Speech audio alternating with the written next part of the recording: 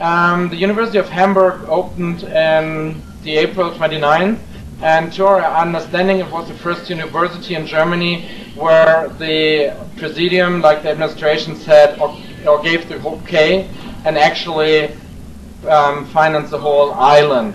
Before we only had presentation there, universities, institutes had islands of presentation, so we still believe that we did like a really good step in bringing Second Life forward to actually have the whole university as an institution in Second Life. We started on Campus Hamburg, the project that Hanno is doing in Hamburg, with the container terminal, where we demonstrated logistic projects, and we got out of space, so that was good that we get like a whole island for demonstrating several projects. As soon as the slides will show, you see the structure. In the center is the main building. It is built as a real-looking object to have a contrast to other Second Life buildings that are more fantasy, and to recognize Hamburg, because it's a really famous building in Hamburg.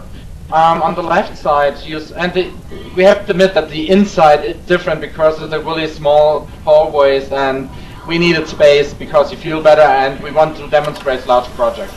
On the left side, you see a sandbox. Students can build there for free and can actually build amazing constructions.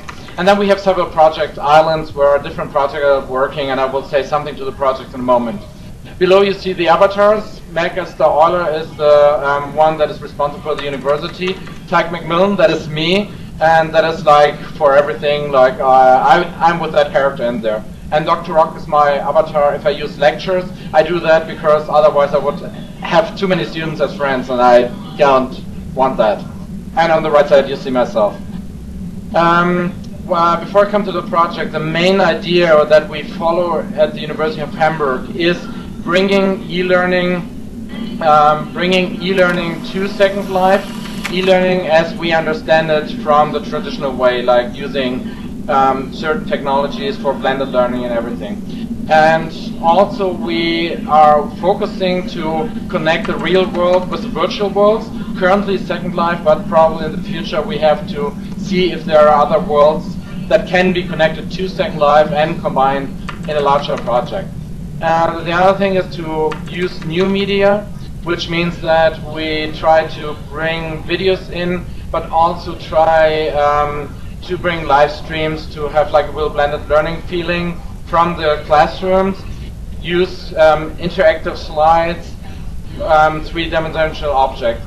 Another term that we try to bring to this world is student-generated content in contrast to user-generated content. If students are producing it, we always give them the message, do that in a way that the teaching is improved, that we will have certain advantages for the future teaching in Second Life. And now we would need the next slide. Hanno, if you can do that. And what you see here is the first project. The whole thing started with a container terminal where we demonstrated the logistic processes from, the container ship is coming and all the containers have to go from the ship to the warehouse where they're unloaded.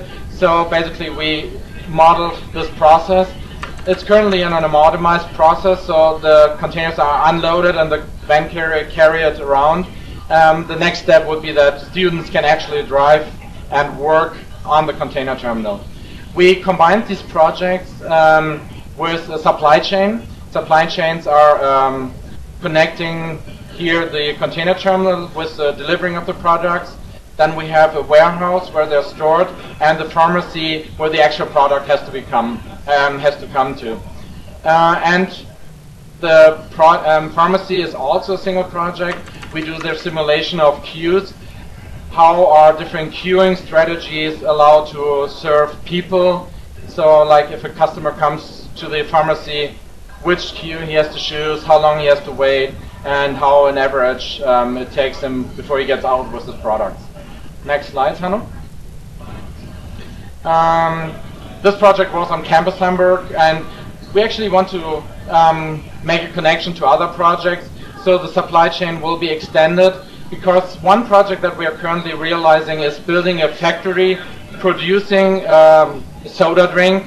We call it University Cola, might change that in future, where students can work at the machines. They have to push buttons to produce everything, and also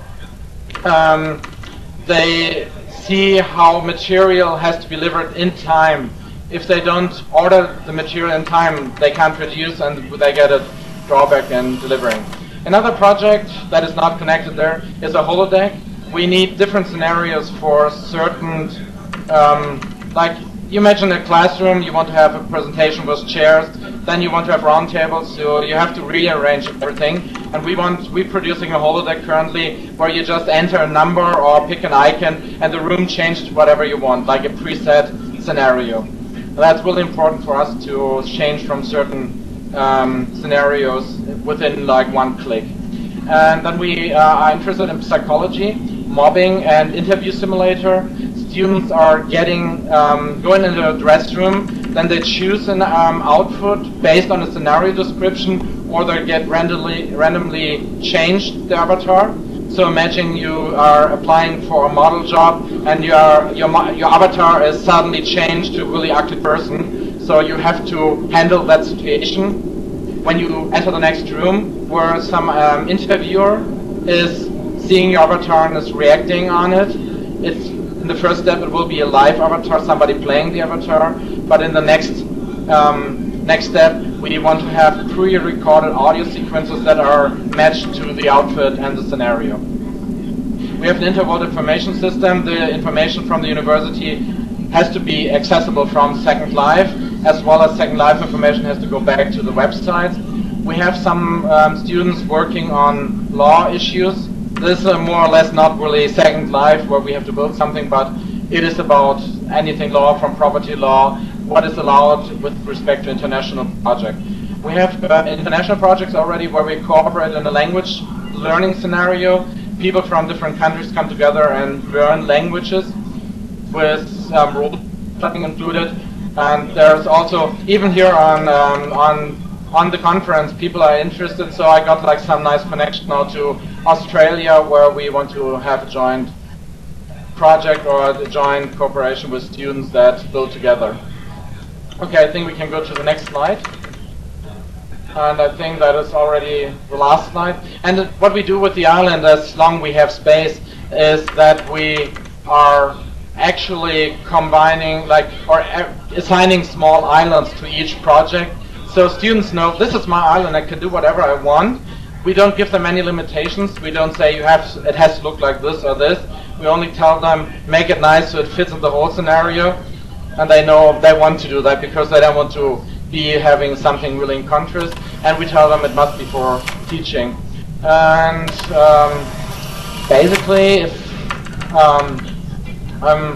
basically that's what we are doing. And I'm kind of wondering, that is probably the next slide, because that is not my talk anymore. This is the Campus Hamburg, and if you would look to the right, you would see the container terminal.